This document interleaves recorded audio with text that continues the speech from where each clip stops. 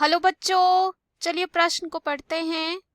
परजीवी जंतुओं के हानिकारक कुप्रभावों का वर्णन करें। तो यहाँ पर जो है इस प्रश्न में हमें ये बताना है कि परजीवी जंतुओं के हानिकारक कुप्रभाव क्या होते हैं। तो चलिए आइए इस प्रश्न में सबसे पहले मुख्य अवधारणा को देखेंगे। तो इस प्रश्न में जो है मुख्य अवधारणा हो जाएगा परजीवी जंतु। ये क्या होते हैं? यहाँ पर परजीवी जंतु क्या होते हैं? यहाँ पर ये संशोधित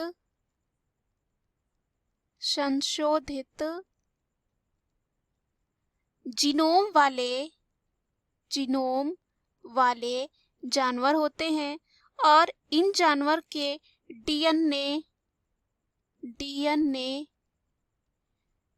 को बदलने के लिए उसके जीनोम में जो है विदेशी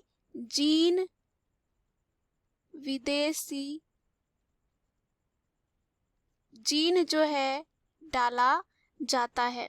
यह विधि लक्षित पशु के आनुवंशिक लक्षणों को सुधारने के लिए की जाती है।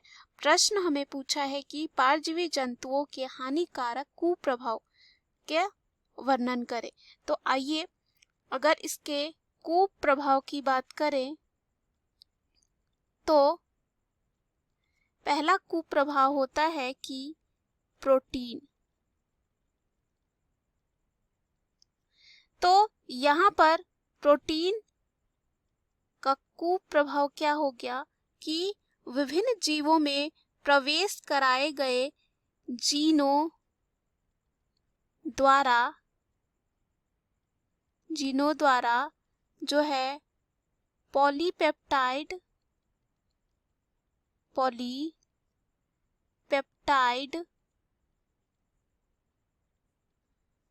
संश्लेषण के अलावा प्रोटीन तथा एंजाइम्स का भी संश्लेषण होता है।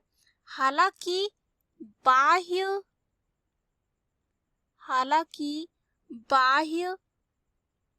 प्रोटीन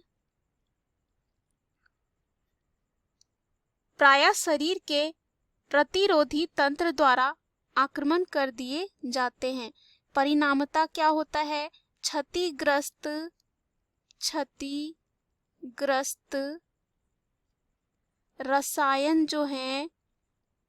रसायन जो है लंबे समय के बाद हानिकारक साबित होते हैं। दूसरा जो है यहाँ पे वो है मानव अंग। तो यहाँ पर क्या होता है कि स्वरोपण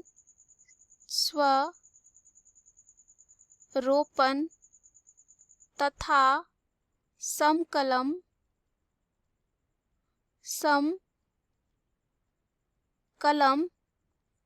द्वारा वृक्क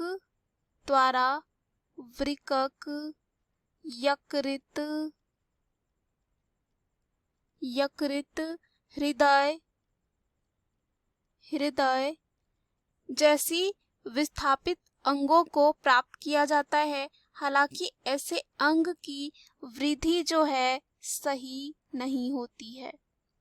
उसके बाद अगर हम बात करते हैं तीसरा कुप्रभाव की, तो यहाँ पर जो है हो जाता है मानव क्लोनिंग।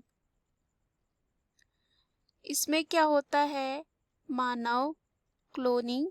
इसमें जो है क्या होता है कि आजकल किसी भी जीव का क्लोनिंग करना जो है संभव हो पाया है, पर यह जो है परिवार तंत्र को जो है बर्बाद कर देता है।